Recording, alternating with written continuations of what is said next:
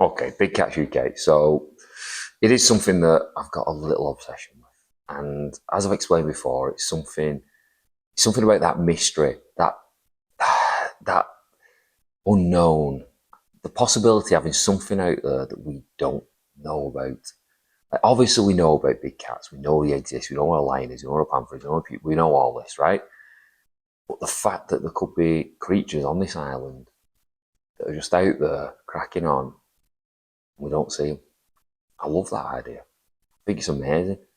And the more I think about it, the more I read stories. There's like I know some of them are going to be crazy nut jobs, like myself. I know that some of them are going to be absolute bull. I know that some of them just a cat or a dog or they're nothing. But there's a lot of convincing ones out there, like videos that have been around for years. And there's more and more coming out. And we're catching more and more glimpses of them because we've got like things like drones, we've got things like, even trail cams. I don't know if anyone's done any good work with that in this country. Because I seen a video on Joe Rogan the other day and it was this jaguar caught on a trail cam and it was really high quality. And I'm like, maybe that's it. Maybe that's what we need to start doing. I know this is going to be some expensive stuff to get into, but it's something I want to do. And I know that sounds mental. Like, what do I do with your life? I want to go find big cats in the UK. I do. Like, obviously, got my career and everything like that, but this is like the side quest I really want to go into. I thought there was anyone out there like me who's curious, who wants to maybe, talk to me about it, help me get involved in it. There's people out there already investigating. I'd love to hear from you. Love to have a chat to someone about it. I mean, I spoke to someone the other day, a lad who I treat, and he was saying, well, actually, when I was a kid, my mum and dad said they saw one on Hadrian's Wall. So they were up near Hadrian's Wall in Scotland and they seen basically a panther. And I'm like, that's just a random person. I wonder how many more of them stories are out there. Maybe there is some.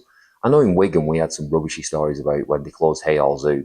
There was a puma there. I remember seeing it as a kid. I was a very little kid. I went with Nan and Grandad. It's when the zoo was still open. And I remember there was a puma that was in this small enclosure. It was terrible. I'm glad it's closed. But there was this rumour that it escaped. And it was, the beast of Haigh, or whatever you want to call it. And we'd hear stuff because we used to go into Haigh when we were younger. And we used to, we used to study. That's what we used to do. We used to go into the woods and study. And we'd be mucking around, some herbal support, and we'd hear stuff, and we'd be like, it's a puma, it's a puma. You would hear mad things, but who knows what it was. My point is, yeah, I'm fascinated by it. I see these stories, I see articles coming up. Most days, if you look at my Google search history, it's something I Google at least. I reckon 2 or 3 times a week, I Google big cat sightings UK.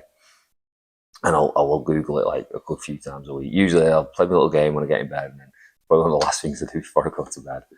Usually that or some other mad stuff, but I'll look into it and I'll see story after story after story all around the country, from all the way down south, all the way up to Scotland, and there's stories all across this island. And if you're someone who likes to go walking, who's been out there in the woods and stuff, you'll know that you don't see a lot of stuff sometimes. Like someone commented on my thing the other day saying I ain't seen a lot of badgers, and they commented, oh, loads of badgers around here. Oh, fair enough. But I've been out in the woods a lot since I was a kid. Since I was a young kid, I've spent most of my time in woods of some variety. And as I've got older, I've gone sort of more remote and stuff. I've camped out. And you don't see a lot. Not really. You think how many deer there are, and again, I've seen more in recent years. That's because I'm up very early. Maybe some of the places I've been going running and that a bit more remote, things like that. Anyway, the point is, I think they're out there, and I want to go looking for them. And I'm trying to figure out how I'm going to do that. I know there's these scopes you can get, like thermal scopes. I think that's going to be a good start, but they're well expensive. I think I'm going to have to research and find out, what time of day is better to go and see them, what the kind of signs. Like I've seen something called scat. I'm sure it's where they've scent marked and then they kind of brush the dirt up a little bit and you'll find these marks. I believe there was a lady who specialises in tracking big cats, and she learned in Africa off tribesmen about doing it. I know it's a different kettle of fish, but she, more of an expert than I am and a lot of us, and she was convinced that there was a decent population over here, that we had a breeding population. I remember seeing a report that there was guys watching deer populations. I'll have to look into this. I'll see what I can find. But I remember they were looking at the deer populations, and they spotted them a couple of times just while they were observing deer. They weren't looking for them when they were there. And there's people who've sort of said, guys who've weighed in on this who may be more experts from other countries, well, it seems like people are seeing them more here than in places where we know they are. And I know some of it's going to be absolute nonsense. Maybe if just 1% of them, there's something to them. Again, I think it's wild. I think the idea that we could have lynx and pumas and panthers, I think it's well cool. And I think we have a responsibility to find out if they're there. Because I've spoken about before that if there's people out there, like farmers and stuff, and people who live rural, they may well know about them. There may be farmers who killed them just to protect the flocks. You don't know, and they're not going to want any hassle. They're going to keep themselves to themselves. And I get that. But that's why we need to figure it out, and we need to, protect them. But also, once we're aware of them, we can put things in place to protect livestock and wildlife. I think you restore balance in nature here because deer need predators. If you have a prey species gets out of control, they get disease. There's a lack of food, or they devastate other sort of food sources for other animals. Well, nature is a fine balancing act that we've definitely contributed to messing up. But predators can be a positive thing, but they're also going to need our help and our protection, just like things need protection from them. So yeah, it's an interesting one. It's an interesting conundrum, and there's a lot of places that could have come from the pets. A lot of people had them as pets. We're not just talking about the odd lunatic. We had Tom Wall who's like famous for it, but it was a trendy thing to do. Have you ever seen that documentary about the lion that them guys had in the pet shop? They had this lion, and then the Vicky used to let them walk it around the church grounds as it got bigger. It was just it was in a furniture store, not a pet shop, sorry. In a furniture store, and it was just like, what the hell?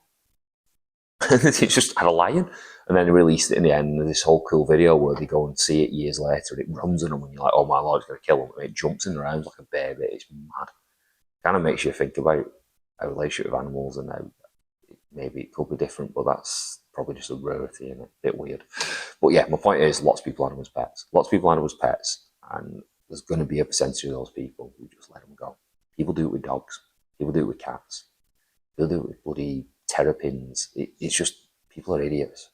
That's the way it is. And especially if you got told, look, either euthanize your pet or you find somewhere for it to go. And you can't find somewhere for it to go, you're just going to go, yeah, we had it euthanized. And back then, I imagine records are pretty sketchy. I imagine you could get away with a lot more than you could now.